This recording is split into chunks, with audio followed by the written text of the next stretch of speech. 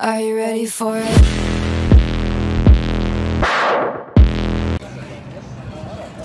হাঙ্গেরির Budapest city রাজধানী এবং Budapest থেকে আজকে ডিসেম্বরের 14 তারিখ 2024 সাল স্মৃতি হয়ে থাকবে।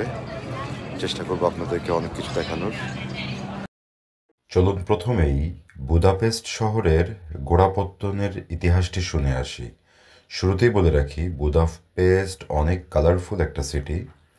আমি শীতকালে যাওয়ার পরেও সেখানে প্রচুর ট্যুরিস্ট দেখতে পাই।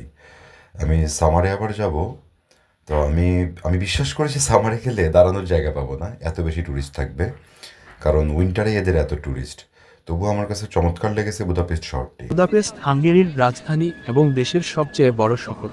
এটি দানিউব নদীর তীরে অবস্থিত এবং ইউরোপের অন্যতম সাংস্কৃতিক, অর্থনৈতিক এবং ঐতিহাসিক কেন্দ্র। বুদাপেস্টের ইতিহাস, স্থাপত্য এবং সাংস্কৃতিক গুরুত্ব একে একটি গুরুত্বপূর্ণ পর্যটন কেন্দ্র হিসেবে গড়ে তুলেছে। গোড়াপত্তন ও ইতিহাস। প্রাচীন রোমান যুগ। বুদাপেস্টের ইতিহাসের শুরু প্রাচীন রোমান যুগে, যখন এটি আকুইনকাম নামে পরিচিত ছিল।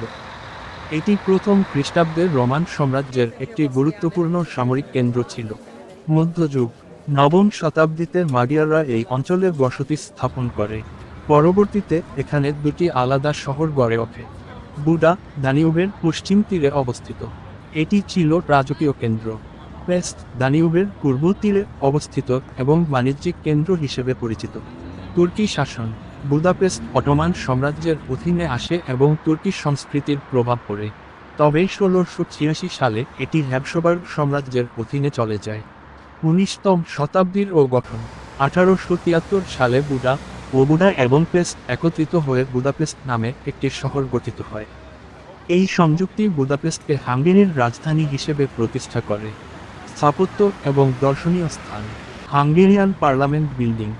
এটি দানিউব নদীর তীরে অবস্থিত এবং গথিক পুনর্জাগরণের অন্যতম শ্রেষ্ঠ উদাহরণ। এটি 1885 থেকে 1904 সালের মধ্যে নির্মিত হয়। বুদা ক্যাসল।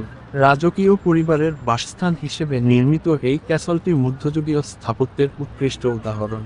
এটি ইউনেস্কো বিশ্ব ঐতিহ্যবাহী স্থান হিসেবে স্বীকৃত। Chain bridge. এটি দানিউব নদীর উপর নির্মিত প্রথম পাথরের সেতু, যা 1849 সালে নির্মিত হয়। তো আজকে এই পর্যন্তই।